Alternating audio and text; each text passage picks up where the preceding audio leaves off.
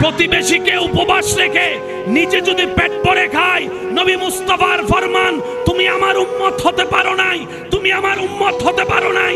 নিজে পেট ভরে খেলা, মানুষ উপবাস আছে, তুমি আমার উম্মত নয়। চিৎকার দিয়ে বলেন সুবহান।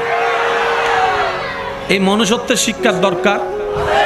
কেন কথাটা তুলেছি এখন আপনারা বুঝবেন। কয়টা জায়গা বলেছি?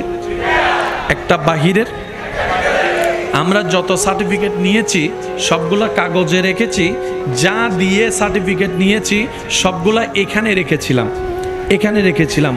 প্রয়োজন নাই, বাদ দিয়ে দিয়েছি, আর দরকার নাই।